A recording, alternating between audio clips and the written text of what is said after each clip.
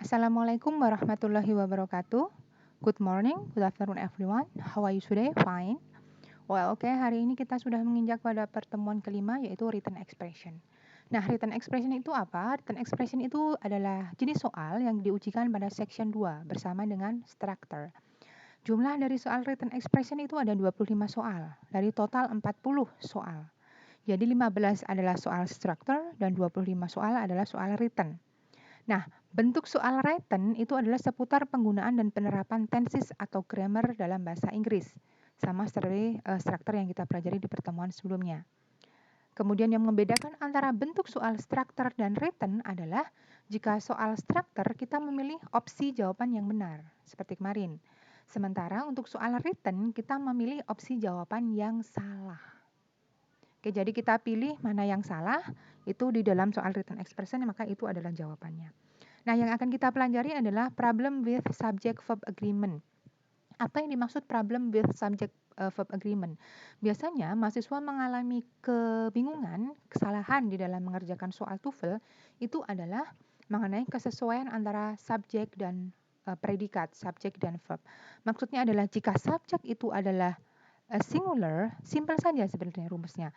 Jika subjek itu adalah singular, maka verbnya harus singular. Jika subjeknya itu adalah plural, maka verbnya itu harus plural. Oke, contohnya adalah the boy walks to school dan the boys walk to school. Kita lihat di sini, ini kedua contoh kalimat ini benar ya. Jika subjeknya singular, maka verbnya harus singular. Ini benar. The boy, boy ini adalah satu. Mengapa satu? Kita tahu satu karena tidak ada s di belakang kata benda noun boy. Maka ini adalah satu. Walks adalah singular. Jika subjeknya singular, plural verbnya juga harus singular, maka benar. Yang kedua, the boys ada s-nya, maka lebih dari satu. Jika subjeknya adalah lebih dari satu atau plural, maka verbnya juga harus plural. Yang kadang bikin kalian bingung adalah kalian lihat jika s itu ada terletak di verb mengindikasikan bahwa verb tersebut adalah singular. Tapi jika s tersebut ada di dalam noun, maka mengindikasikan bahwa noun tersebut adalah plural atau jamak atau lebih dari satu. Jadi malah kebalikan ya.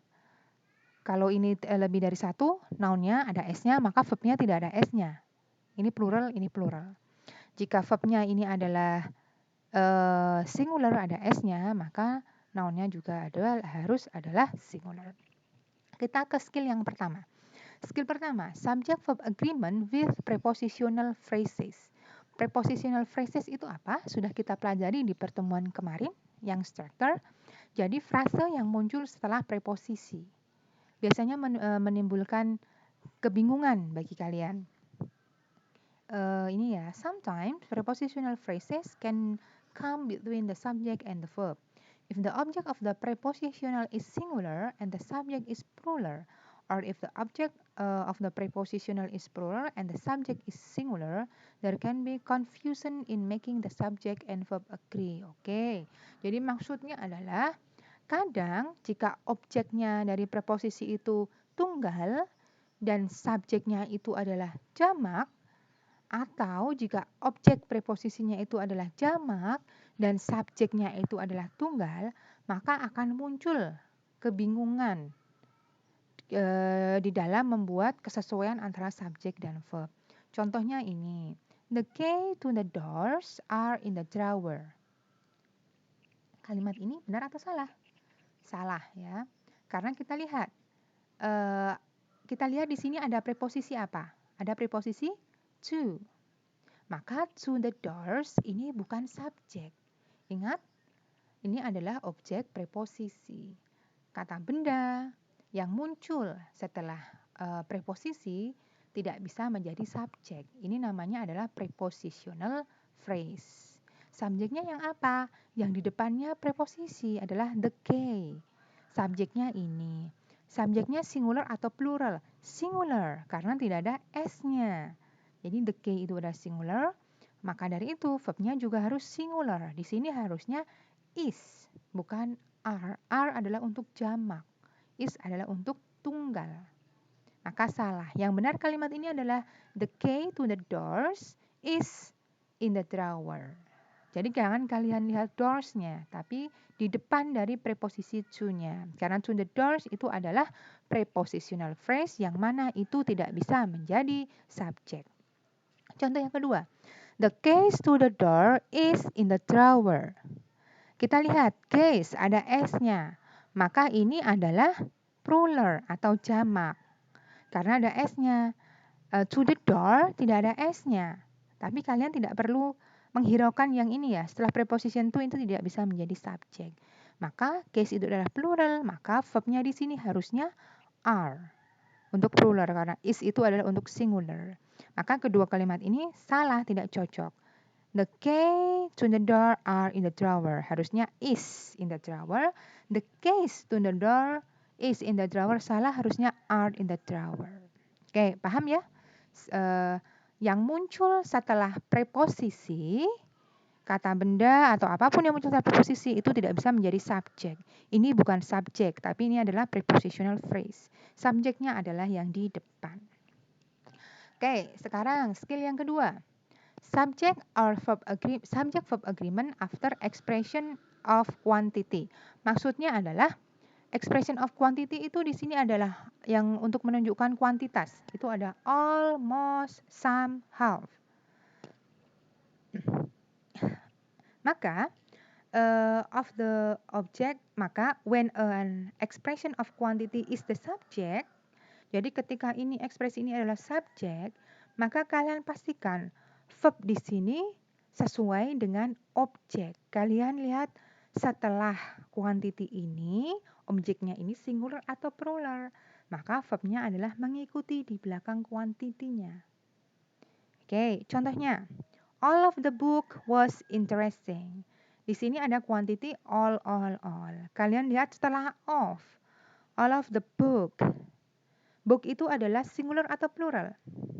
Singular, karena tidak ada S-nya. Karena singular tidak ada S-nya, maka verbnya adalah was. Good. Was ini adalah past tense dari is. Oke, jadi ini benar. Booknya tidak ada S-nya, maka was interesting is interesting. Benar. All of the books were interesting. Di sini subjeknya adalah books, ada S-nya, maka ini plural.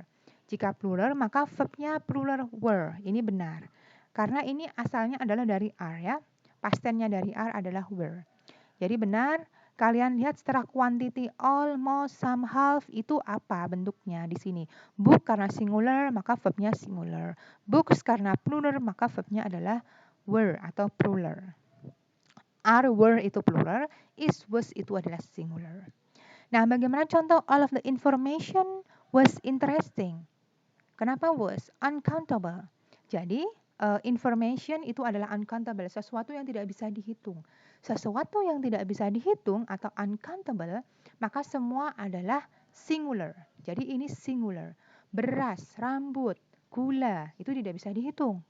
Udara, informasi, maka itu adalah singular. Udah peraturannya seperti itu. Maka verbnya juga adalah singular atau was. Oke, paham ya? Jika yang pertama tadi, kalian jika ada prepositional phrase, kalian jangan lihat setelah prepositional phrase-nya, tapi di depannya, subjeknya ada di situ. Maka verbnya tergantung dari subjek di depan, bukan setelah prepositional phrase. Yang kedua, jika ada expression of quantity almost, some, half, kalian lihat setelah of, itu bentuknya apa? Baru kalian lihat setelah of. Kalau book singular, maka verbnya singular, plural bentuknya plural. Oke. Kemudian skill yang terakhir, ketiga. Subject or verb agreements after certain word. Certain word di sini adalah kata-kata tertentu. Jadi ini gampang sekali. Jika kalian melihat ada subjek anybody, anyone, anything, everybody, everyone, everything, nobody, no one, nothing, somebody, someone, something, atau each plus noun, every plus noun, maka semua ini adalah singular. Maka verbnya harus singular. Ini tidak ada yang plural, semuanya singular. Maka belakangnya juga harus singular. Contohnya, Everybody are going to the theater. Salah. Why salah? Karena everybody adalah singular, maka verbnya di sini bukan are going, tapi apa? Bukan are. Is going. Oke, good. Kalau everyone is going, no one is, nobody is, atau kalau verb ya tidak usah harus pakai s. Now, nobody reads the book. Seperti itu. Jadi, ini adalah singular, verbnya juga harus singular. Oke, intinya adalah kalian cermati ya, pokoknya adalah jika subjeknya itu adalah singular, maka verbnya singular. Jika subjeknya adalah plural, maka verbnya plural. Jika ada s di belakang verb, maka yang singular itu adalah verbnya. Jika ada s di belakang noun, maka yang nounnya tersebut adalah plural. Oke, jangan sampai salah. Sekarang kita akan menuju ke latihan. Good luck. Semoga kalian berhasil untuk latihannya. Thank you for today. Semoga kalian paham. Assalamualaikum warahmatullahi wabarakatuh.